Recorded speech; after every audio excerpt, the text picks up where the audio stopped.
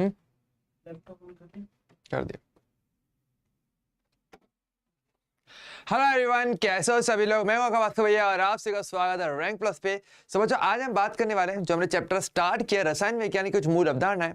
आज इसका lecture number 2 हम देखने वाले हैं। ठीक है, देखो अगर हम बात करेंगे लेक्चर 1 में तो हमने थोड़ा बेसिक से स्टार्ट किया। देखो ऑब्वियसली बात है, अगर हम बात करें केमिस्ट्री के लिए तो एक ओवरऑल एक ऐसा सब्जेक्ट है जिसको आप जितना बेसिक इसका जितना स्ट्रांग रखोगे ना, इसका चाहे वो एक मीडियम टॉपिक हो चाहे वो एक हार्ड टॉपिक हो, आप हर टॉपिक को 100% समझ सकते हो, 100% सीख सकते हो, बशर्ते पहले आपको उसका बेसिक्स अच्छा रखना होता है। ठीक है, मतलब इस केमिस्ट्री जैसे बोलते हैं ना, जैसे घर बनता है तो अगर आपकी नींव जितनी अच्छी होगी, आपका बेस जितना अच्छा बनेगा, घर उतना अच्छा बनता है, वो घर उसी पर टिकता है।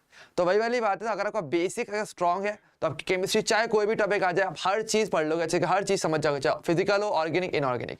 तो पहले बेसिक्स वाला चैप्टर हमें करने हैं। तो सबसे पहला चैप्टर आपको पता है, नाम में इसका बेसिक्स आता है, उसे कहते हैं रसायन विज्ञान की कुछ मूल अवधारणाएं।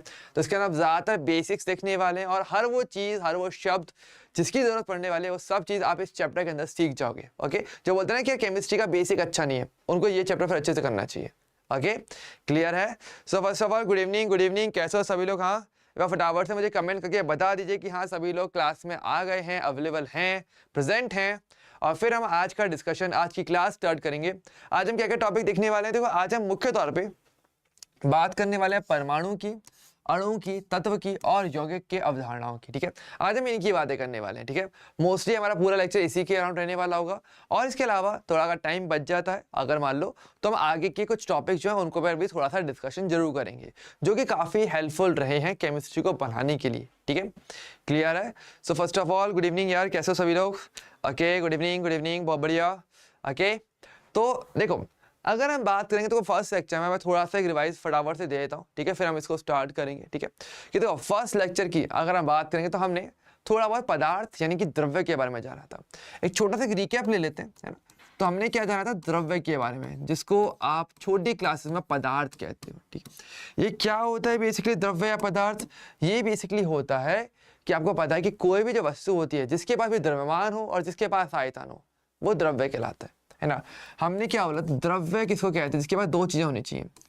एक तो होना चाहिए था द्रव्यमान और एक इसके पास होनी चाहिए था आयतन। ओके, द्रव्यमान और आयतन जिसके पास भी ये दोनों ही चीजें पाई जाएंगी, वो बेसिकली आपका पदार्थ यानी कि द्रव्य कहलाया जाएगा। ओके, द्रव्यमान का मतलब बेसिकली मेरा मतलब उसके वजन से रहता है। ठीक है, क्या आपको पता है कि ग्राम किलोग्राम में आप जो मात्रा मापन करते हो वो द्रव्यमान होता है। ठीक है, आयतन मतलब कि किसी वस्तु द्वारा घेरा गया स्थान। ठीक है, आप चाहते हो इनकी परिभाषाएं वैसे देख सकते हो, इनकेस वैसे इतना जरूरी नहीं है, बहुत सिंपल सी बातें होती हैं, लेकिन फिर भी देखो द्रव्यमान आपको ना एक चीज बताता हूँ, बहुत ही सिंपल चीज केमिस्ट्री के अंदर होगा और मैं आपको क्लास में ये बार बार रिपीट भी करवाऊंगा, आपको दिखाऊंगा हर बार कि अगर आपको किसी भी वर्ड का मतलब पता नहीं चल रहा है तो आप एक काम करो, जैसे लग रहा है कोई बहुत ही बड़ा सा वर्ड है, कोई ऐसा कोई शब्द आ गया, तो कुछ मत करो, उस शब्द को दो हिस्सों में विभाजित कर लो, दो हिस्सों एग्जैक्ट दो में संधि विच्छेद कर लो और दोनों का अलग अलग मीनिंग देख लो, आपको ऑटोमेटिक पता चल जाएगा क्या चीज है। जैसे कि तो द्रव्यमान का मतलब क्या है, ऐसे विभाजित कर लो, द्रव्य प्लस मान, तो मतलब क्या होता है, द्रव्य की मात्रा। इसका मतलब क्या हो जाएगा, द्रव्य की मात्रा, जो कि आप किस में निकालते हो, ग्राम में, और अगर बड़ा मात्रक लेके चलोगे तो किलोग्राम में निकाल लेते हो। सिंपल चीज है। आयतन क्या होता है, आयतन को तो डायरेक्टली बढ़ा, ये मतलब आय प्लस तन, भाई ये क्या है, ऐसे नहीं। इसका मतलब होगा हमारे पास क्या, इसका मतलब हो जाएगा वस्तु द्वारा घेरा स्थान, वस्तु द्वारा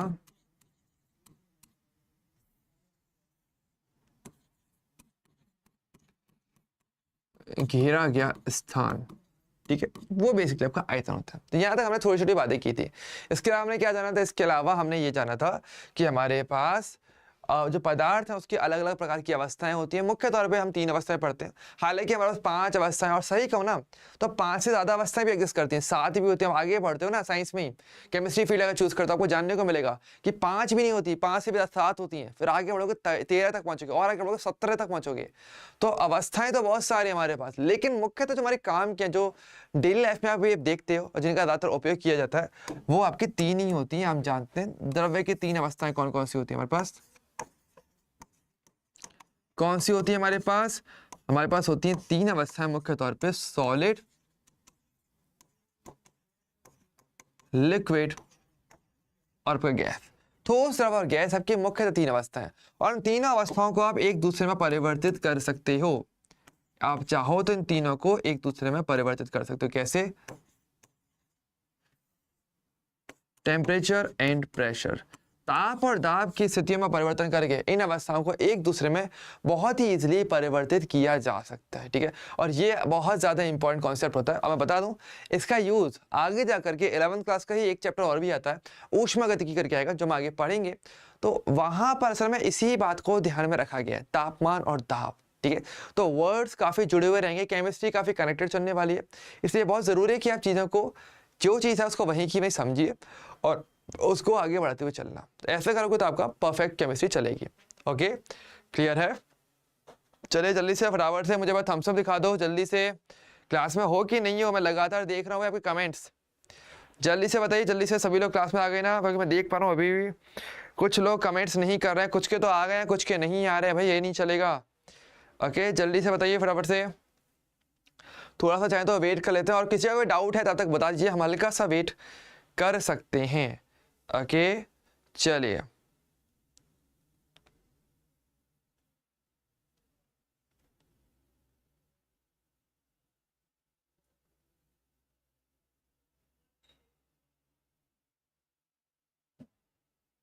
ओके ओके, चलो ठीक है, नाइस।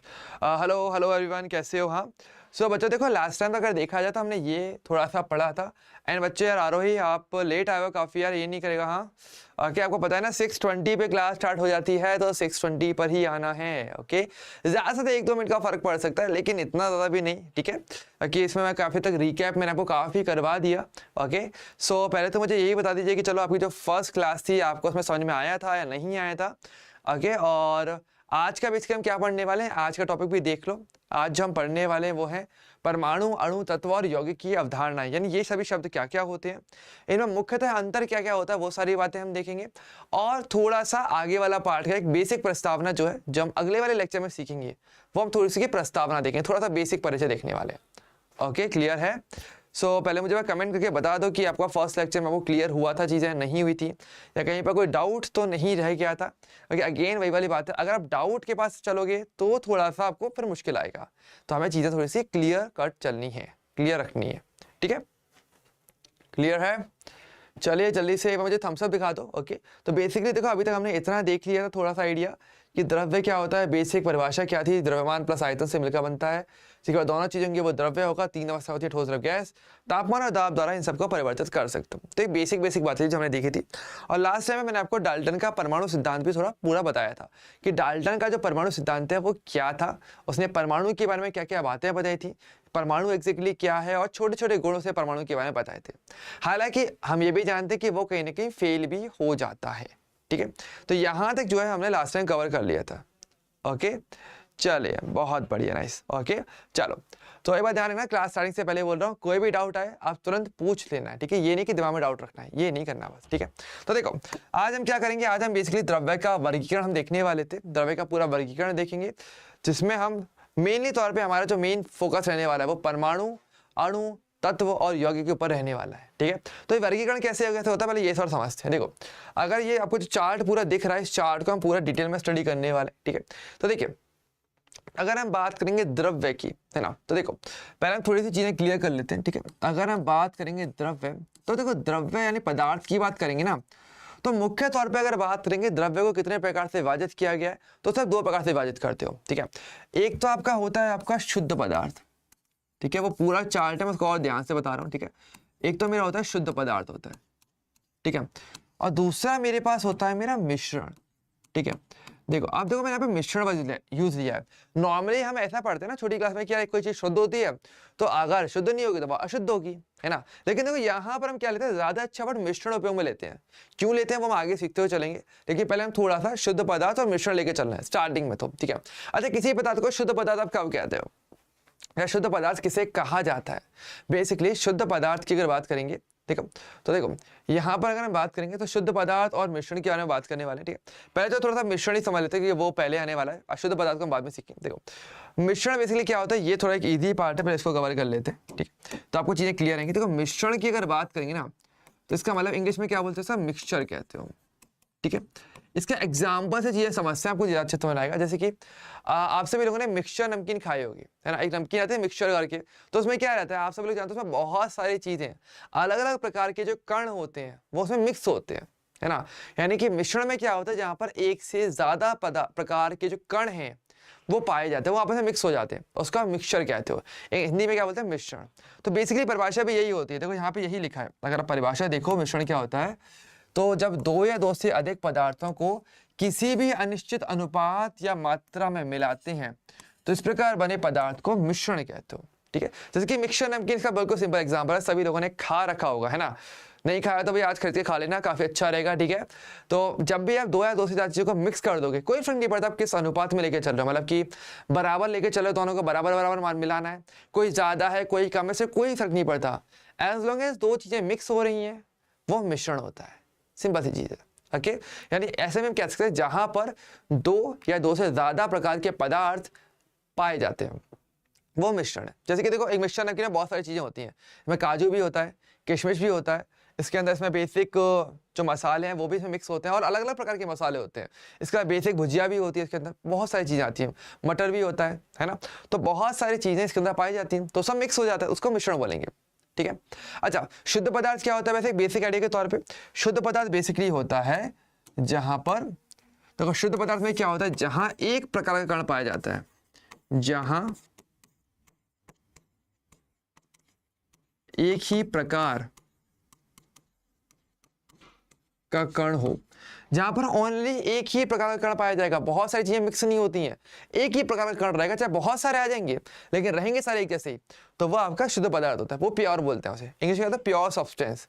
इसको क्या बोलते हैं इंग्लिश में, प्योर सब्सटेंस या प्योर मैटर, ठीक है। मिश्रण में क्या होता है, यहां पर एक से ज्यादा प्रकार के, एक से ज्यादा प्रकार के कण यहां पर पाए जाते हैं, ठीक है, तो वो आपका मिश्रण हो जाता है, ठीक है, ठीक है। अच्छा, अब बात करें अगर मिश्रण की, तो बेसिक डेफिनेशन तो क्लियर है कि मिश्रण होता क्या है, आइडिया मिक्सचर नमकीन से लेकर के चल सकते हो, ठीक है। अब देखो, अब ये जो मिश्रण होता है ना, बेसिकली देखो ये दो प्रकार का होता है। अगर हम बात करेंगे, अब देखो चलो मैं फ्लो चार्ट यहाँ पे बनाते हुए चलता हूँ, ठीक है, आपको ज्यादा अच्छे से क्लियर रहेगा, ठीक है। मिश्रण की बात करेंगे तो देखो ये दो प्रकार का होता है हमारे पास, ठीक है। एक तो होता है आपका समांगी मिश्रण,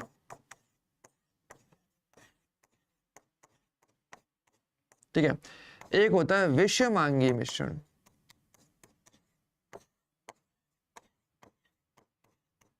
ठीक है। समांगी और विषमांगी मिश्रण इंग्लिश में बोलते हैं होमोजीनियस और हेट्रोजीनियस मिक्सचर, ओके। अच्छा, समांगी का मतलब क्या, देखो मैंने जैसे बोला ना कि केमिस्ट्री में आपको कभी भी समझना कोई वर्ड, उसको हमेशा दो हिस्सों में विभाजित कर लो, जैसे संधि विच्छेद करते हैं ना, बिल्कुल वैसे, तभी। और ऐसे में दोनों वर्ड का मतलब अलग अलग देख लो। लेकिन समांगी का मतलब क्या है, समांगी बेसिकली दो शब्दों से मिलकर बनता है, सम प्लस अंगी, और मिश्रण तो है मतलब समान अंग वाला मिश्रण। यानी कि कैसा मिश्रण, जहां पे आपने पदार्थों को मिक्स तो किया है लेकिन वो पूरा जो मिश्रण बना है उसमें सभी का जो संगठन है वो सब जगह पर समान हो, वो समांगी मिश्रण कहलाता है। जैसे कि देखो एक सिंपल एग्जांपल लेके चलते हैं, ओके, फिर इसकी परिभाषा जो यहाँ पे लिखी हुई है वो हम देखेंगे, ठीक है। पर पहले एग्जांपल, आप क्या करो, आपने एक गिलास पानी लो, ठीक है, उसमें एक चम्मच चीनी डालो और मिक्स कर दो। अब मैं चाहता हूँ पानी को आप पियो, अब पानी को आप ग्लास के एक साइड से पी के देखो चाहे दूसरे साइड से पी के देखो, हर बार आपको टेस्ट समान आएगा, है ना। अगर मान लो उसी में आप स्ट्रॉ डालोगे और तब पियोगे तब भी आपको टेस्ट समान आएगा। तो ऐसा क्यों, इसका रीजन यही है कि जो चीनी है वो पूरे पानी में बिल्कुल समान रूप से घुल गई है। तो ये जो मिश्रण है जहां पर दो या दो से अधिक पदार्थ समान रूप से मिल जाते हैं, बिल्कुल समान रूप से, हर जगह पूरी जगह पर जो संगठन बना है वो हर जगह समान है, वो एक समांगी मिश्रण कहलाता है। तो ये चीज को यहाँ पे लिख रही है, ध्यान से देखिए, यहाँ पे क्या लिखा है, यही लिखा है कि वह मिश्रण जिसका संगठन सभी जगह समान हो वो समांगी मिश्रण। जैसे कि देख सकते हो नमक या चीनी का जो पानी होता है वो समांगी होता है ना, क्योंकि वहां पे वो पूरी तरीके से घुल जाता है।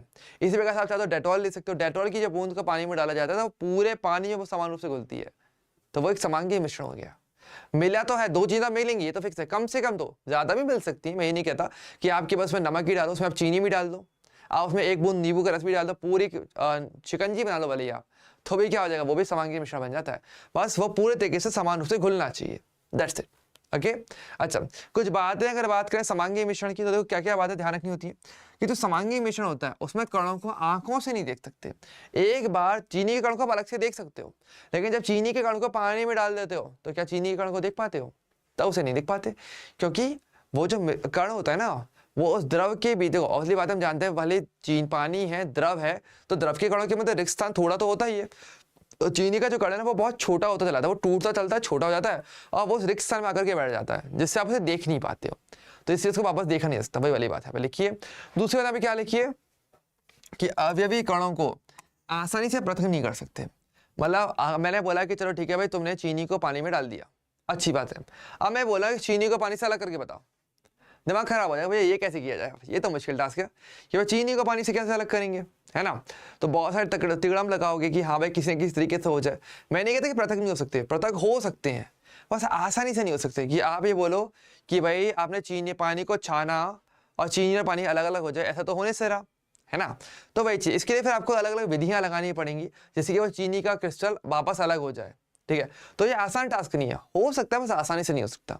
तो ये कुछ बातें हैं जो बेसिक ऑब्जर्वेशंस पे आप नॉर्मली देखते हो कि डेली लाइफ में ये चीज कर सकते हो, है ना। अच्छा, तो एक तो मेरा समांगी हो गया, दूसरा मेरा कौन सा था, विषमांगी, मतलब विषम अंग वाला। तो इसका मतलब तो समझ गए, सम का अपोजिट विषम ही होता है। मतलब कि जहां एक तो समांगी में क्या था, आपके जो मिश्रण है बना है वो हर जगह से समान है, बिल्कुल सभी घटक जितने भी पदार्थ है वो बिल्कुल समान रूप से पूरे संगठन में उपस्थित हैं सभी जगह पर। लेकिन विषमांगी में क्या होगा, ऐसा नहीं होता है, ठीक है। अच्छा, इसका एग्जाम्पल में दे सकते हैं, फटाफट से कमेंट करके बताइए, क्या मुझे कोई भी एक ऐसा विषमांगी मिश्रण का उदाहरण दे सकते हो, जल्दी से कमेंट करिए प्लीज फटाफट से, ठीक है। फिर मैं इसका एग्जाम्पल भी दूंगा, एग्जाम्पल से चीज याद रखेंगे, सिंपल सी चीजें एग्जाम्पल से जितना करोगे ना चीजें उतनी क्लियर होती चलती है ना। चलिए फटाफट से विषमांगी मिश्रण का एग्जाम्पल जल्दी से, कोई ना कोई तो पता ही होगा, देखो पता है तो फटाफट आंसर देना है और नहीं पता तो कोई बात नहीं है, पर नो जरूर लिखना है कमेंट में, ठीक है।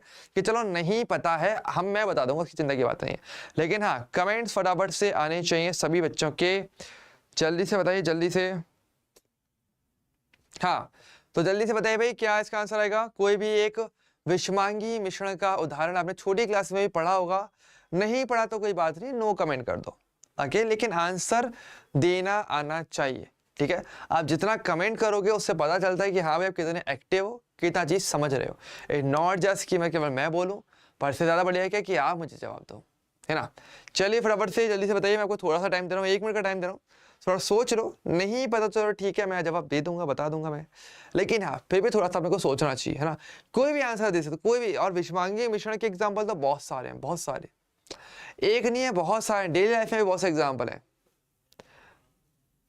ये क्या, वाटरमेट, ये क्या है, वाटरमेट क्या होता है, वाटरमेट, अच्छा वाटर मिल्क लिखना तो नहीं चाह रहे आप, कहीं गलती से कुछ गलत लिख लिया हो, हाँ अच्छा वाटर और मिल्क बोलना चाह रहे होंगे मे बी आप आरोही, हाँ चलो ठीक है। मैं एक और सिंपल एग्जांपल देता हूँ, चलो ये भी ठीक है, इसको भी मैं एक्सप्लेन कर दूंगा। एक सिंपल एग्जांपल लेते हैं, रेत और पानी का एग्जांपल, है ना।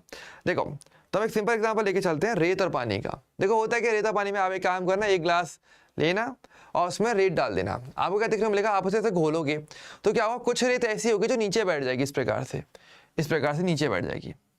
कुछ रेत ऐसी होगी जो हल्की हल्की बीच में पानी में तैरेगी और बहुत पतली सी परत ऊपर की तरफ एक हल्की सी रेत की लेयर अलग रह जाती है। तो क्या आपने जो रेत डाली है पानी के अंदर, क्या वो पूरे पानी में समान रूप से मिल गई, ऐसा तो नहीं हुआ भाई साहब, कहीं पर नीचे बहुत ज्यादा है, ऊपर तो बहुत ही हल्की हल्की सी है।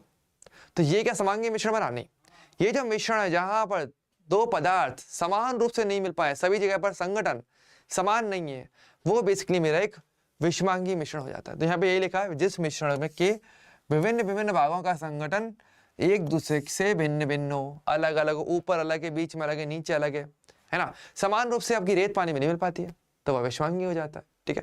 अच्छा, जैसे हमने बोला अगर दूध और पानी की बात करेंगे तो दूध और पानी का जो मिश्रण है वो कायदे से आपका समांगी में कांड हो जाता है, ओके।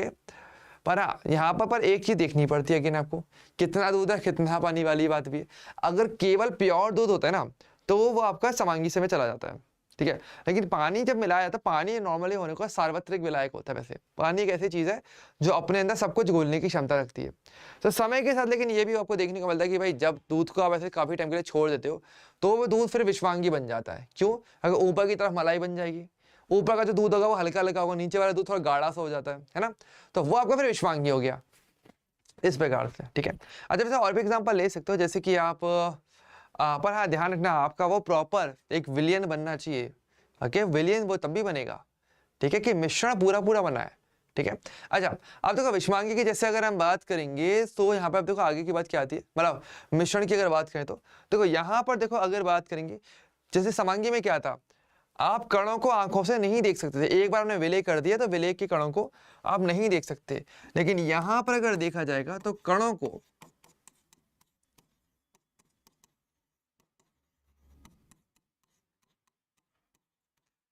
को आंखों से देखा जा सकता है।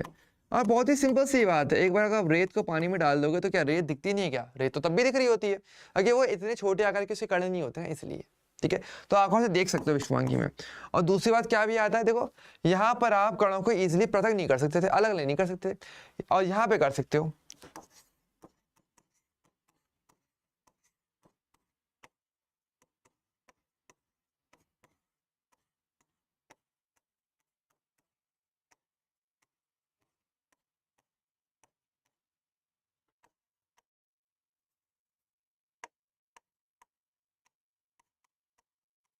ठीक है, और आई थिंक इस एग्जाम्पल बहुत सिंपल सा, अगर यहाँ पे मैं केवल छलनी का भी यूज करूंगा तो क्या होगा, रेत तो छलनी में बैठ जाएगी और पूरा पानी बह जाएगा, रेत और पानी अलग हो जाता है। तो यहाँ पर पृथक्करण काफी ईजी है, पर समांगी में इतना ईजी नहीं हो पाता है, ठीक है। तो वही वाली बात है यहाँ लिखी है, ठीक है। तो इस प्रकार से आपका एक जो पूरा वर्गीकरण है वो हमारा कंप्लीट हो जाता है, जो कि आपने इस फ्लोचार्ट में भी देखा था। तो हमारा एक पार्ट तो देखो पूरा भी हो गया, इतना ही सही था, बहुत ईजी पार्ट। तो मिश्रण हो गया, समांगी और विषमांगी हो गया, दैट्स इट, इतना ही था, ठीक है। अच्छा, अब बात करते हैं शुद्ध पदार्थ। देखो यहाँ पर थोड़ी सी अकल लगानी पड़ेगी, यहाँ पे ज्यादा अच्छा पड़ाव जो मुझे लगता है ना वो शुद्ध पदार्थ का लगता है, प्योर सब्सटेंस या प्योर मैटर। अब ये क्या होता है, देखो जैसे कि मैंने बताया मिश्रण में क्या था, मिश्रण में ये था कि यहाँ पे एक से ज्यादा प्रकार के कण आ जाते थे तो वो मिश्रण है ना। शुद्ध में क्या होता है, एक ही प्रकार के कण रह जाते हैं, ठीक है। अब देखो यहाँ पर देखो पहले एक पॉइंट आता है हमारे पास, बहुत ध्यान समझना। नॉर्मली वैसे दिमाग में आपके आया था, जैसे कि मैंने बोला था कि शुद्ध पदार्थ और दूसरा अशुद्ध पदार्थ होना चाहिए था, लेकिन अशुद्ध पदार्थ होता क्या है कि आपके पास कोई चीज प्योर है, केवल एक ही प्रकार के कण पाए जाते हैं, और उसमें मिलावट हो जाए किसी और चीज की तो उसे आप अशुद्ध पदार्थ कहते हो, है ना। लेकिन मिश्रण भी तो वही है, दो या दो से ज्यादा चीजें तो मिल गई ना, दो चीजें तो मिक्स हो गई, एक चीज अपने आप में तो प्योर थी, दूसरी चीज आ जाएगी तो वो अशुद्धि हो जाती है। तो मिश्रण आप कहते हो, जब आप बोलते हो ना अशुद्ध पदार्थ, जब आप कहते हो अशुद्ध पदार्थ, तो वो होता क्या, अशुद्ध पदार्थ असल में मिश्रण ही तो हो गया, है ना। अशुद्ध पदार्थ क्या है, मिश्रण है, ठीक है। हाँ, बस इसको फिर अशुद्ध क्यों बोलते हैं, ये वर्ड समय इसलिए आता है क्योंकि वो जो आप चीज मिलाने वाले हो इस प्योर सब्सटेंस, प्योर मैटर, शुद्ध पदार्थ के अंदर, वो आपको हानि पहुंचाएगी, या तो आपकी सेहत को या फिर आपको आपके पैसे को, मतलब आपके रुपए कहीं ना कहीं लॉस में जाएंगे। जैसे कि देखो अगर हम शुद्ध पदार्थ का, अगर मैं कुछ एग्जांपल लेके चलो तो क्या आप मुझे कोई एग्जांपल दे सकते हो जिसको आप मानते हो कि भाई ये चीज आपकी प्योर होती है, कोई भी ऐसी चीज, क्या आपको पता है कोई भी ऐसी चीज जिसको आप मानते हो कि भाई ये चीज आपकी प्योर है, तो किसको प्योर में काउंट किया जाता है, कोई भी एक एग्जांपल दिया जा सकता है कि भाई ये प्योर होगा। कोई भी डेली लाइफ में देखो बहुत सारे एग्जांपल्स हैं, और बता दो कि केमिस्ट्री में ज़्यादा चीज़ें डेली लाइफ में बहुत चलती हैं, तो अगर थोड़ा सा भी ध्यान देते हो ना अपने आसपास की चीज़ों पे, तो आप इन चीज़ों का बहुत ईजिली समझ सकते हो, बहुत ईजिली समझ सकते हो, है ना। चलिए जल्दी से बताइए, कोई एग्जाम्पल पता है जिसको हम बोलते हैं कि भाई ये तो प्योर है, कि ये तो प्योर होना चाहिए। मैं बताऊँ, आप यहाँ पे ले सकते हो काफ़ी सारी चीज़ें, जैसे कि सोना और आपका शुद्ध पानी, है ना। अगर हम सोने की बात करते हैं, गोल्ड की अगर हम बात करते हैं, गोल्ड हम लेते हैं, हमने सभी ने पढ़ा होगा कि 24 कैरेट गोल्ड प्योर होता है। इसका मतलब क्या है कि अगर मैं गोल्ड का कोई टुकड़ा उठाता हूं तो मुझे ये देखने को मिलेगा कि उस पूरे टुकड़े के अंदर केवल गोल्ड के, सोने के ही कण होने चाहिए, ठीक है। लेकिन आपको पता है कि अगर मिलावट की जाए तो क्या बोलेंगे, भाई ये सोना शुद्ध नहीं है, ये अशुद्ध है, इसमें अशुद्धियां मिलाई गई हैं, ठीक है, जैसे कि कॉपर मिला देते हैं, है ना। तो इसका मतलब क्या है, तो वो आपको लॉस देगा। अगर मैंने इसमें कॉपर मिला दिया तो मुझे लॉस मिलने वाला है, भाई मेरा पैसे का तो नुकसान हो रहा है ना यहाँ पे कहीं ना कहीं, ठीक है। तो आप को लॉस है तो उसको हम अशुद्धि बोलते हैं, लेकिन कायदे से वो मिश्रण हो जाएगा क्योंकि दो चीजें मिक्स हो गई हैं, ठीक है। इसी प्रकार से शुद्ध पानी की बात करते हैं, प्योर वाटर अच्छी चीज है, लेकिन उसमें अगर थोड़ी सी भी गंदगी आ जाएगी तो क्या बोलोगे, मिश्रण बोल सकते हो, या तो मिश्रण बोल दो, या फिर हम नॉर्मली ये कहते हैं क्योंकि मुझे वो लॉस करेगा, मेरी हेल्थ को खराब करेगा, मैंने वो गंदा पानी पी लिया तो मतलब कि मेरे लिए अशुद्धि है, ठीक है। हालांकि अब देखो कुछ चीज़ अच्छी भी होती है, जैसे कि देखो अगर उसी पानी के अंदर अगर मैं ग्लूकोन डी डाल दूं, गर्मियों का मौसम चल रहा है तो मेरी सेहत को अच्छा करेगा, तो मैं अशुद्धि नहीं बोल रहा हूँ, पर चीजें तो मिक्स हो गई ना। तो अशुद्धि का भाई जब आपको लॉस होता है हेल्थ का और रुपए का, अगर लॉस हो रहा है तो वो अशुद्धि है, वरना वो चीज़ अच्छी भी हो सकती है। इसलिए सामान्य तौर पे हमें अशुद्ध पदार्थ ना लेकर के हम लेते हैं मिश्रण, वो ज़्यादा सही वर्ड आ जाता है। ओके, ठीक है। तो आप देखो शुद्ध पदार्थ क्या हो गया, जैसे कि मैंने बोला था कि क्या होता है शुद्ध पदार्थ, तो यहाँ पे हमने लिखा भी हुआ है कि कोई पदार्थ जो एक ही प्रकार के कणों से मिलकर बनता है उसको आप शुद्ध पदार्थ यानी कि प्योर मैटर कहते हो। ठीक है, पहली चीज तो ठीक है। और तो यहाँ पे यही लिखा है कि शुद्ध पदार्थ में सभी कणों का संगठन समान रहता है, सारे के सारे कण बिल्कुल एक जैसे होते हैं, कोई अन्य दूसरा कण आता ही नहीं है, तीसरा तो छोड़ो दूसरा कण भी नहीं आता है। ठीक है, तो वो आपका प्योर में काउंट किया था कि आपका शुद्ध सोना हो गया या फिर आपका शुद्ध पानी हो जाए, ये आपका शुद्ध पदार्थ होते हैं। ओके, क्लियर है। बशर्ते इनमें तब तक मिलावट नहीं की जा रही। अब चाहे वो मिलावट अच्छे के लिए हो चाहे वो बुरे के लिए हो, कोई भी चीज मिक्स हो जाएगी वो मिश्रण है। जब तक कुछ भी मिक्स नहीं हुआ, एकदम प्योरिटी है, कुछ और दूसरा कण है ही नहीं, तो फिर वह आपका शुद्ध पदार्थ काउंट किया जाता है। ओके, क्लियर है। पहले मुझे यहां तक का बता दीजिए कि यहां तक का पार्ट क्लियर है कि नहीं है। अगर इसके आगे का पार्ट थोड़ा सा और इंटरेस्टिंग होने वाला है, थोड़ा सा सोचने वाला होने वाला है, इसमें अच्छी थिंकिंग हम करने वाले हैं। ठीक है, तो पर पहले मुझे यहां तक का पार्ट बता दो, सोना चांदी च्यवनप्राश, आई मीन सोना और जल, क्लियर है कि नहीं है? क्लियर है? फटाफट से क्लियर हो तो देखो मुझे बस थम्स अप दिखा दो, ठीक है, ताकि मैं आगे बढ़ पाऊँ, वरना मैं यहाँ पर थोड़ा सा पॉज लेना पड़ जाएगा, आपके थम्स अप का मैं वेट करना पड़ेगा जल्दी से। अगर तो इसमें एक एक चीज़ क्लियर करके रखना बहुत ज़रूरी है, क्योंकि अगर आप शब्दों के लिए अगर क्लियर नहीं कर पाए ना, तो आपको केमिस्ट्री में बहुत प्रॉब्लम आएगा। इवन एनसीईआरटी बुक भी जैसे कहते हैं कि पढ़नी चाहिए होने को, तो पर मैं आपको सलाह दूंगा पहली बात तो एनसीईआरटी मत पढ़ना खुद से पढ़ोगे तो हो सकता है कि गड़बड़ हो जाए। तो आप खुद से नहीं पढ़ना, वो हम पढ़ेंगे क्लास के साथ ही, सारी चीज़ें करी जाएंगी पर क्लास के अंदर पढ़ाई जाएंगी, लेकिन पहले आपको जवाब देते रहना है। ओके, चलिए आगे बढ़े। अब देखो, तो ये तो मेरा शुद्ध पदार्थ हो गया। अब देखो शुद्ध पदार्थ की अगर बात करेंगे तो ये जो शुद्ध पदार्थ है ना, असल में देखो ये दो प्रकार का हो सकता है। ठीक है, अब ये इंपॉर्टेंट है, देखो शुद्ध पदार्थ की बात करेंगे तो ये दो प्रकार से सब विभाजित करते हो। एक तो होता है मेरा तत्व और एक होता है यौगिक। तत्व और यौगिक में शुद्ध पदार्थ को विभाजित किया गया है। ठीक है, अच्छा अब यहाँ पे काफी सारे बच्चे कंफ्यूज होंगे, भाई तत्व किसको बोलते हैं, यौगिक किसको कहते हैं, यहां पर कंफ्यूजन बनता है। ठीक है, तो उसकी डेफिनेशन क्या है, डेफिनेशन देख लेते हैं, उसके बाद फिर मैं इसको थोड़ा सा अच्छे से एक्सप्लेन करने वाला हूं। ठीक है, तो देखो अगर हम बात करेंगे तत्व किसको कहते हैं, तत्व कहते हैं कि देखो शुद्ध पदार्थ तो है, चाहे तत्व हो या यौगिक, एक ही प्रकार के कण से मिलकर बनेगा, बशर्ते वो कण है क्या। अगर वो कण परमाणु है तो वो तत्व होता है, और वो कण अगर अणु है तो वो यौगिक होता है। कैसे देखो, डेफिनेशन देखो, यहाँ पर क्या लिखा, शुद्ध पदार्थ में कण क्या लिखा हुआ है, परमाणु या अणु के रूप में हो सकता है, या तो कण परमाणु होगा या वो कण अणु होगा, सबसे छोटा तो वही होता है ना। तो तत्व किसको बोलते हैं कि जो एक ही प्रकार के परमाणु से मिलकर बनता है वो तत्व होता है, और जो एक ही प्रकार के अणु से मिलकर बनता है वो यौगिक होता है। अब देखो इसके एग्जाम्पल्स में आपको चीजें और चीजें क्लियर होंगी। सोने को मैं तत्व कहता हूँ क्योंकि सोना में परमाणु होता है। सोने का परमाणु कौन सा होता है, आपका Au होता है ना, गोल्ड को Au बोलते हो ना, तो Au क्या है, मेरा परमाणु का सिंबल हो जाता है, ये तो परमाणु होता है ना, Au परमाणु है, जब तक वो किसी और से जुड़ा हुआ नहीं है वो परमाणु रहता है, तो ये परमाणु है हमारे लिए। Cu कॉपर तत्व होता है। आयरन लोहे को आप तत्व कहते हो क्योंकि वो केवल उसमें आयरन के लोहे के परमाणु पाए जाते हैं, इसलिए वो तत्व है। लेकिन जल हमारा क्या है, जल पानी, पानी मेरा तत्व नहीं होता। आप बोलते पानी यौगिक होता है, आपने ऐसा बोला भी होगा छोटी क्लासेस में। पानी का फॉर्मूला क्या होता है मेरे पास, H2O, और H2O बेसिकली अणु होता है। ठीक है, तो जब बहुत सारे H2O के कण साथ में आ जाएंगे तो उसका आप यौगिक बोल देते हो, समझे। तो यौगिक बेसिकली हम कहते हैं पदार्थ है, मतलब पदार्थ का मतलब बहुत सारे कण हैं उसके अंदर, लेकिन सारे के सारे कण एक जैसे तो वो शुद्ध तो हो गया, लेकिन वो कण अगर परमाणु वाला है, केवल परमाणु से मिलकर बन रहा है, ओनली एक ही प्रकार के परमाणु होंगे एक ही पदार्थ के, तो वो आपका तत्व हो जाता है। लेकिन वहां पर अगर अणु आ रहे हैं साथ के साथ, बहुत सारे अणु आ जाए सेम, तो क्या वो यौगिक हो जाए। CO2 मेरा यौगिक है, अगर CO2 अणु है, तो अगर बहुत सारा धुआं एक जगह इकट्ठा हो जाएगा, क्या बोलेंगे भाई धुआं यौगिक है, ठीक है, क्योंकि CO2 उसके अंदर आएगा। बहुत सारे CO2 आ जाएंगे पर CO2 अणु है, इसलिए वो यौगिक कहलाया जाता है। ठीक है, CO2 का तत्व नहीं कहते कभी भी, हाँ आप इनको तत्व बोलते हो। आपको याद होगा जैसे कि एक चैप्टर हमारे पास आएगा, आवर्त सारणी का एक चैप्टर आता है, जिसमें हमने ये पढ़ा भी होगा, छोटी क्लास में शायद हमने पढ़ा होगा थोड़ा बहुत, कि हमारे पास आज के टाइम पे 118 तत्व पाए जाते हैं। तत्व का मतलब क्या है, वो अकेला प्रकार का परमाणु से मिलकर बनने वाला पदार्थ, एक ही प्रकार का परमाणु है और वही सारा पदार्थ बना रहा है, दैट्स इट। मतलब बहुत सारे एक ही प्रकार के परमाणु एक जगह करके बैठ गए तो वो क्या आपका पदार्थ, वो आपका तत्व हो जाता है। लेकिन बहुत सारे अणु एक जगह करके बैठ जाए तो वो यौगिक हो जाता है। तो ये बेसिक अंतर होता है।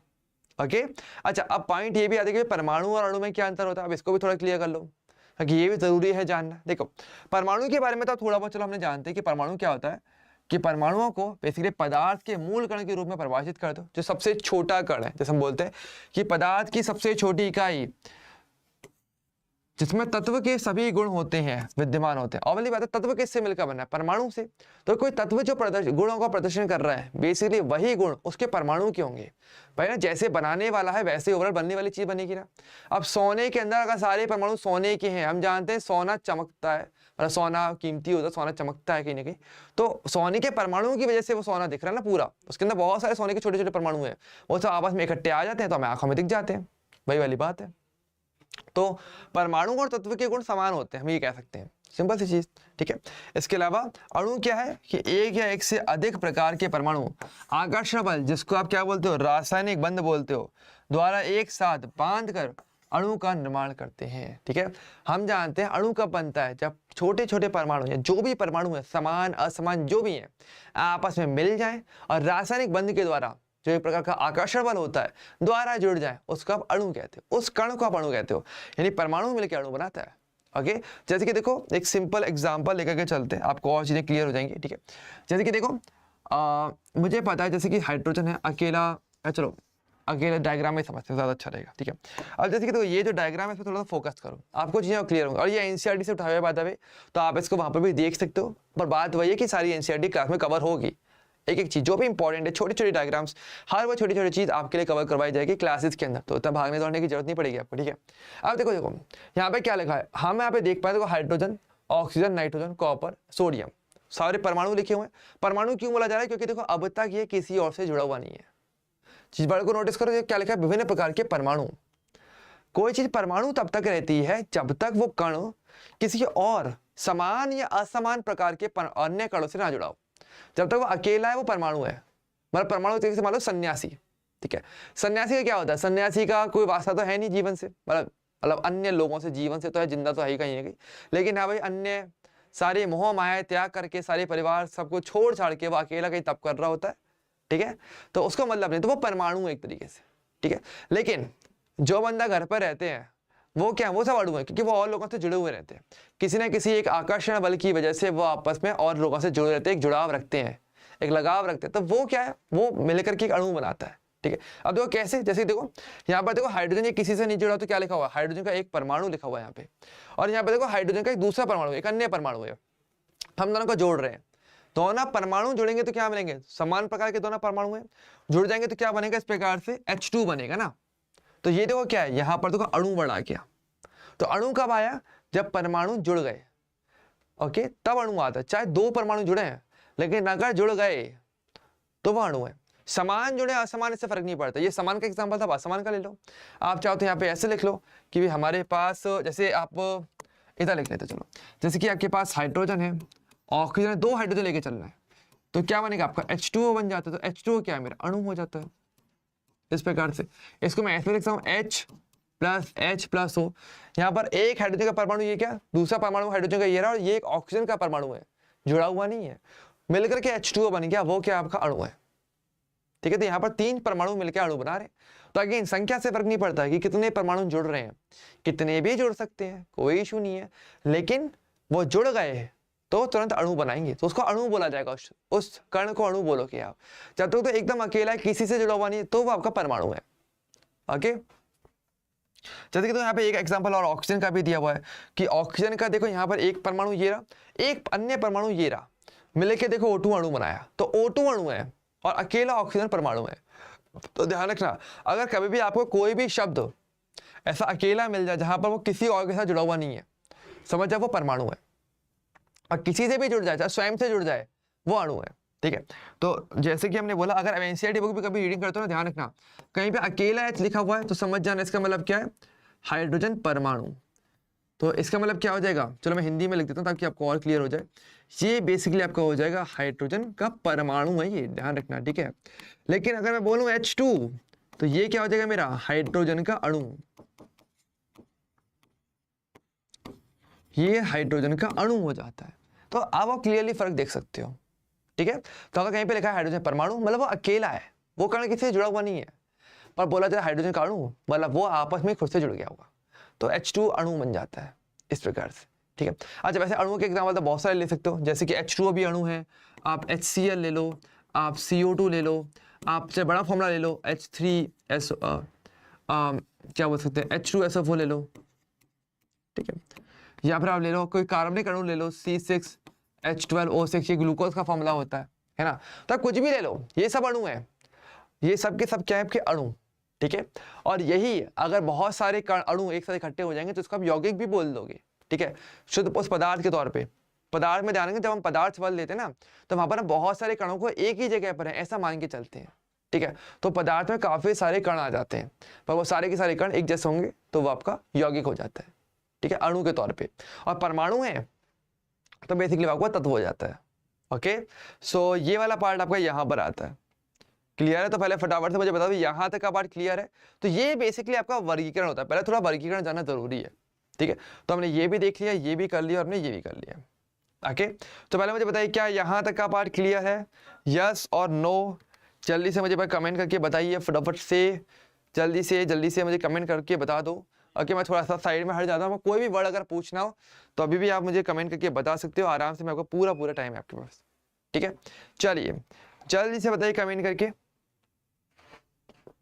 हाँ, तो मैं देख सकता हूँ कि सारे कमेंट्स आ रहे हैं लगातार। ओके, क्लियर है, बहुत सही है, नाइस। ओके, एंड बाकी सभी लोग भी एक बार फटाफट से जिन्होंने कमेंट नहीं किया फटाफट से कमेंट कर दो एंड मुझे बता दो, ताकि मुझे पूरा आइडिया मिल जाए कि आपको हर एक चीज़ समझ में आ रही है, ठीक है। और ध्यान दो ये शब्द बहुत ज़रूरी होते हैं, बहुत ज़रूरी है, ठीक है।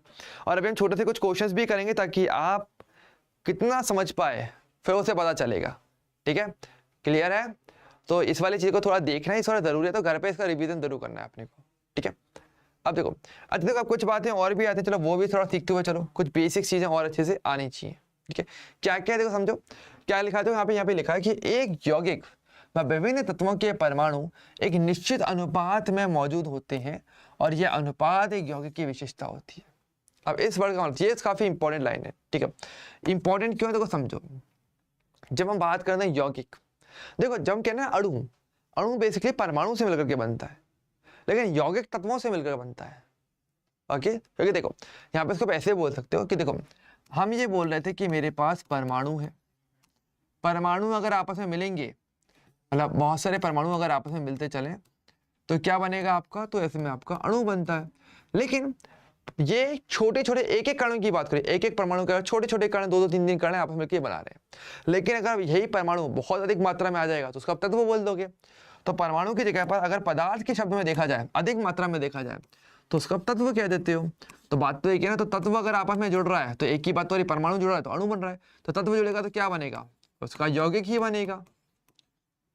ऐसे क्योंकि हम जानते हैं अगर परमाणु अणु बनाएंगे, सारे के सारे परमाणु मिलकर अणु बना रहे हैं तो बहुत सारे अणु बन जाएंगे सेम, तो ऐसे में क्या बन जाएगा आपका, तो उसको यौगिक ही तो बोल दोगे। तो ये बात एक ही होती है, ठीक है।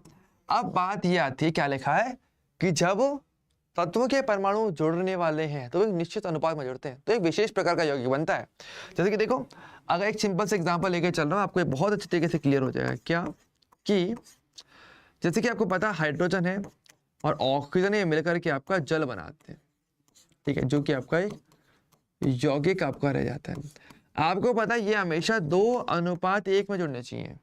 हाइड्रोजन हमेशा 2 होना चाहिए डबल, ऑक्सीजन 1 होना चाहिए। तो आपको पता है हमेशा H2O बनेगा और कुछ नहीं बन सकता। और ऐसे में अगर मान लो ये अगर 2:2 में जुड़ेंगे तो ऐसे में आपका H2O2 बनेगा, जिसको आप क्या बोलते हो, हाइड्रोजन परऑक्साइड।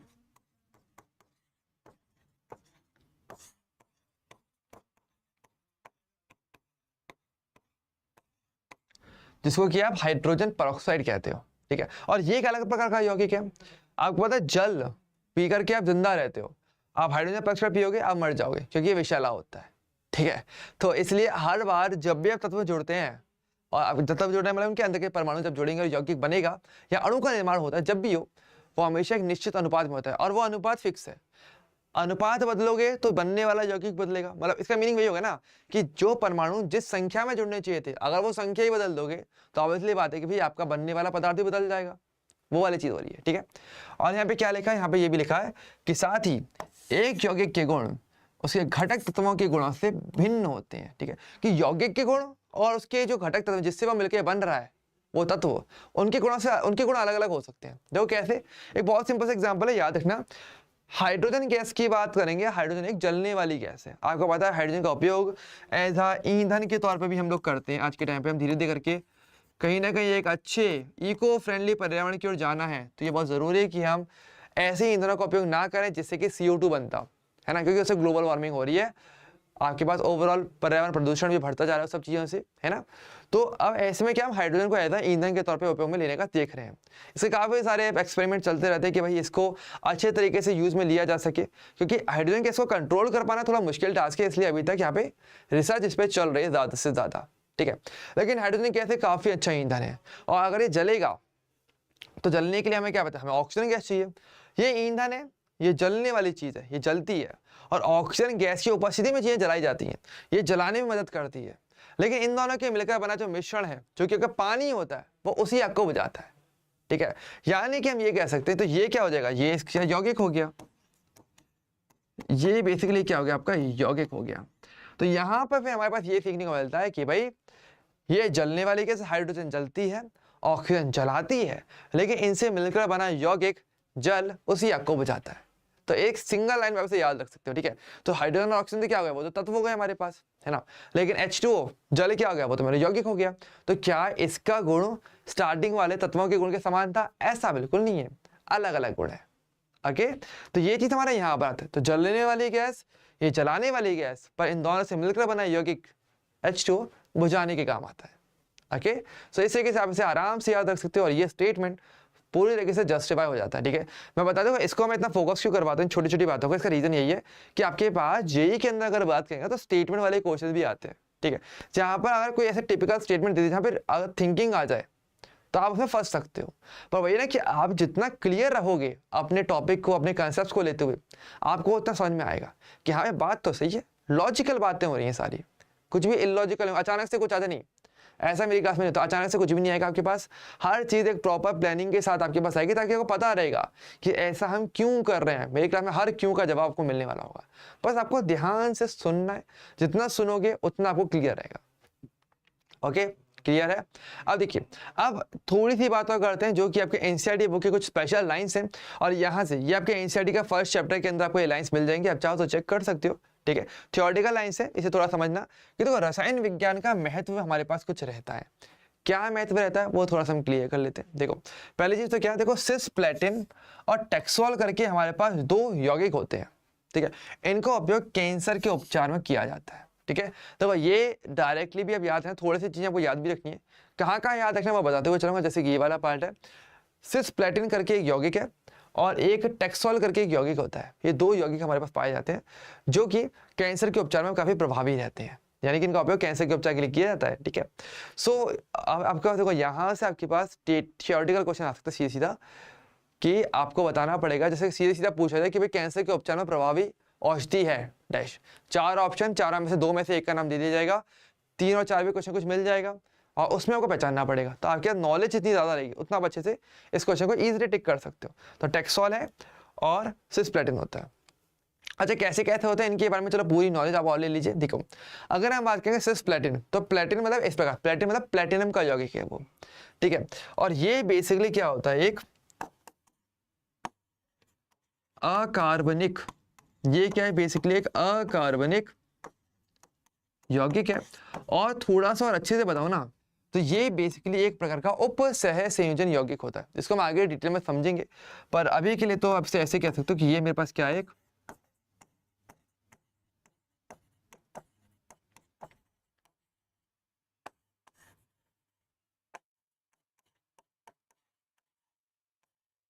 उपसह संयोजन यौगिक आपका एक होता है। ठीक है, हालांकि हम आगे समझेंगे कि भाई आयनिक यौगिक भी होता है, सह संयोजक भी होता है। कुछ शब्द आपने शायद सुने भी होंगे अपने छोटी क्लासेस के अंदर, ये शब्द आपने नहीं सुना होगा बहुत ज़्यादा, पर ये भी आप धीरे धीरे करके केमिस्ट्री के अंदर सीखते हो, 11th और 12th दोनों मिला करके। ठीक है, हालांकि इसका तो पूरा चैप्टर भी 12th क्लास के अंदर आएगा, लेकिन अभी के लिए तो चलो ठीक है, थोड़ा बहुत आप तब भी सीखोगे। तो बेसिकली हम इतना कह सकते हैं कि भाई एक प्लेटिनम का यौगिक है जिसमें 2 क्लोरीन आते हैं और 2 यहाँ पे NH3, ये बेसिकली फॉर्मूला होता है आपका अमोनिया का।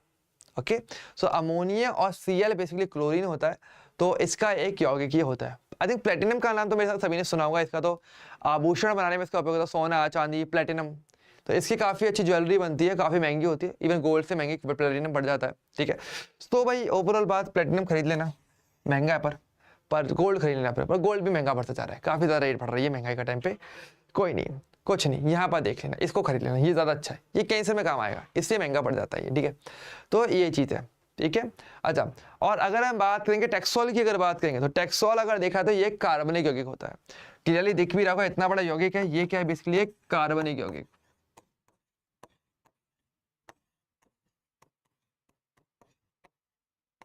ठीक है। ये बेसिकली आपका एक कार्बनिक यौगिक हो जाता है, ठीक है। अच्छा, ध्यान रखना, इसका पूरा याद करने की जरूरत नहीं है कि इसका पूरा स्ट्रक्चर याद करो, याद नहीं करना है, केवल बताने के लिए कि टैक्सोल एक कार्बनिक यौगिक होता है जो कि जिसका उपयोग कैंसर के उपचार में किया जाता है, दैट्स इट, और कुछ नहीं करना, ठीक है। हाँ, बाकी इसका याद जरूर रखना, इसका फॉर्मूला मैं बताया था, सिस्प्लेटिन का अगर बेसिक फॉर्मूले की बात करें तो सब ऐसे देख सकते हो, पीटी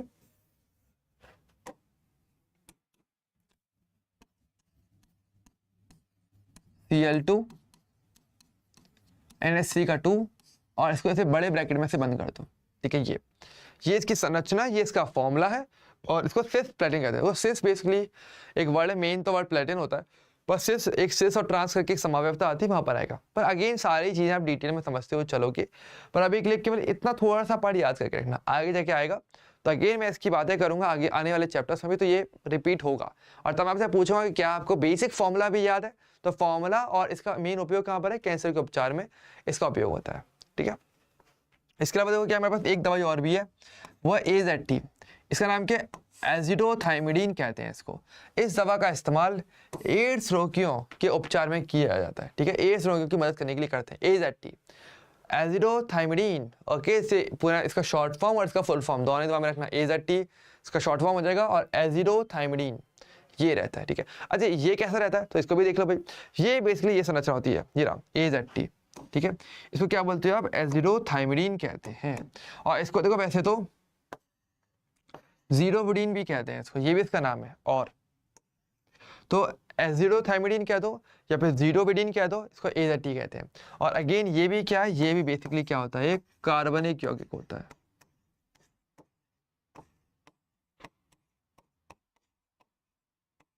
ठीक है। अगेन इसकी संरचना भी याद नहीं रखनी, केवल बेसिक नाम याद रखना है, ठीक है, और इसका उपयोग क्या है। अच्छा देखो, वैसे एक चीज बताता हूँ, ये जो वर्ड बनता है ना एजिडोथाइमिडीन, ये बेसिकली थाइमिडीन से मिलकर बनता है, जो कि इसकी संरचना ये है। फर्क कहाँ पर आता है, फर्क केवल एक जगह पर आता है कि देखो यहाँ पर OH होगा और यहाँ पर आपके पास N3 होगा, दैट्स इट, इतना सा फर्क आता है। तो थाइमिडीन से आप एजिडोथाइमिडीन तक पहुंच सकते हो, ठीक है। पर मेनली वो है जिसका उपयोग एड्स के उपचार में करते हैं या एड्स के रोगों के लिए किया जाता है, इसका उपयोग नहीं करते एड्स के लिए, ओके, क्लियर है। ओके, मुझे बता दो भाई ये वाला पार्ट क्लियर है क्या सारा। तो ये बेसिक एक पार्ट था थोड़ा सा जो आपको काफ़ी हेल्प करता है, और देखो ध्यान दो, चीज़ों की जितनी डिटेलिंग पता रहेगी उतना आपको फ़ायदा मिलता रहता है। ओके, क्लियर है सभी को ये वाला पार्ट अच्छे तरीके से। चलिए मैं कमेंट का थोड़ा वेट कर रहा हूँ, और फिर हम चलो आपसे थोड़ा सवाल पूछ ही लेते हैं। चलो अगर क्लियर है तो फिर एक सवाल का जवाब देना है, और आपको बहुत ही बेसिक चीज़ बतानी है, और ये काफ़ी हेल्प करेगा अगर आप इस सवाल का जवाब दे पाते हो तो। मेरा सवाल बहुत ही सिंपल सा, मेरा सवाल ये है कि H2SO4 के एक अणु में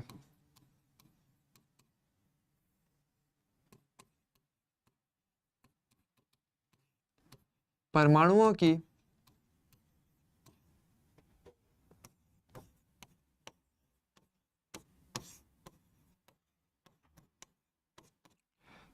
की कुल संख्या होगी। चलिए फटाफट से कमेंट करके बताएंगे, okay, and I will see कि हाँ भाई कितने लोग सही जवाब दे पाते हैं। मैंने बहुत सिंपल सा पूछा है कि H2SO4 बेसिकली एक अणु है, वैसे ये जो फॉर्मूला है सल्फ्यूरिक अम्ल का फॉर्मूला होता है, आगे आएगा बताते हुए चलेंगे, ठीक। चलो मैं लिख ही देता हूँ, थोड़ी थोड़ी इन्फो जितनी आपको मिले उतना अच्छा है। ये बेसिकली फॉर्मूला होता है आपके सल्फ्यूरिक अम्ल का,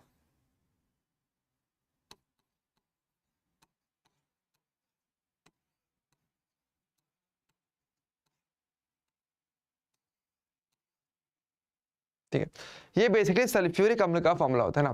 तो H2SO4 का एक अणु मैंने दिया हुआ है, केवल एक अणु है, आपको बताना है इसमें टोटल कितने परमाणु पाए जाएंगे, ठीक है। सो क्या इसका जवाब दे सकते हैं जल्दी से, मैं आपको थोड़ा सा टाइम दे रहा हूँ 1 मिनट का। तो भाई ये क्यों इंपॉर्टेंट है, ये इसकी इंपॉर्टेंट तो बहुत ज्यादा है, इस चैप्टर के अंदर ये बहुत बार रिपीट होने वाला होगा इसलिए, और ये सिंगल कॉन्सेप्ट कई बार रिपीट होगा, चलिए बताइए, मैं थोड़ा सा साइड में हट जाता हूँ और आपको इस सवाल का जवाब देना है। जल्दी से बताइए, जल्दी से, ज़्यादा टाइम इसमें नहीं लगाना। मैं कमेंट आपके लगातार देख रहा हूँ, जल्दी से बताइए।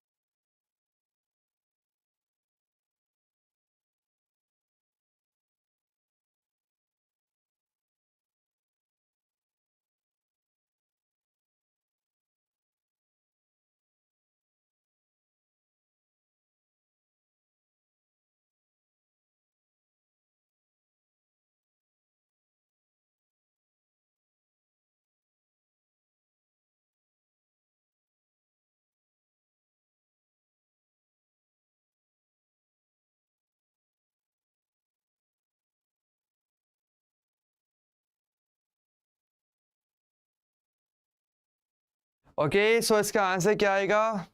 चलिए, तो देखो बहुत ही सिंपल सी बात है, देखो आपको क्लियरली दिखा, देखो केवल काउंटिंग करनी है।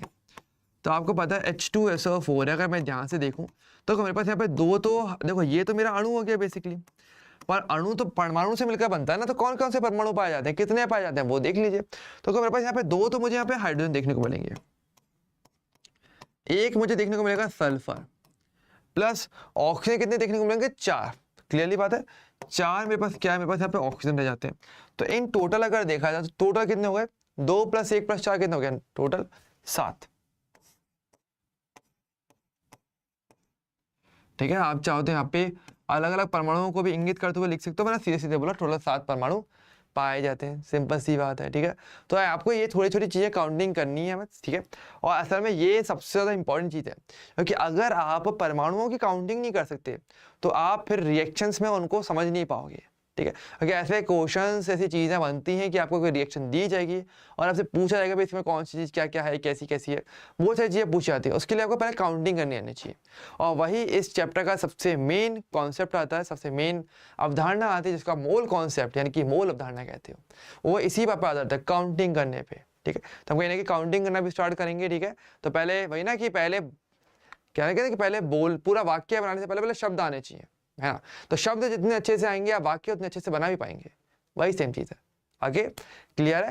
लेकिन बच्चों आज के सेशन की अगर बात करेंगे तो हमारा सेशन यहीं तक रहने वाला होगा। ठीक है, तो आज का पार्ट हमारा कंप्लीट हो जाता है, और कल जो हमारा पार्ट आएगा, जो नेक्स्ट हमारा जो लेक्चर रहने वाला है, उसमें हम इसके आगे के पार्ट को कवर करेंगे, जो कहीं ना कहीं आपका रहने वाला है रासायनिक संयोजन के नियम। ठीक है, आप कुछ नियमों के बारे में जानने वाले हैं, जो कि हम नेक्स्ट लेक्चर में देखेंगे, जो काफ़ी ज़्यादा हेल्पफुल रहने वाले होंगे इस चीज़ को समझने के लिए कि केमिस्ट्री कैसे बनाई गई है। ठीक है, और यहाँ से आपके पास अगेन काफ़ी सारे अच्छे टाइप के कॉन्सेप्ट और क्वेश्चन आपसे बन जाते हैं, जिनके साथ हम क्वेश्चन भी कल अगले बार में देखने वाले होंगे। तो बच्चों आज के सेशन में इतना ही, हम मिलेंगे नेक्स्ट सेशन में, तब तक के लिए bye bye and take care.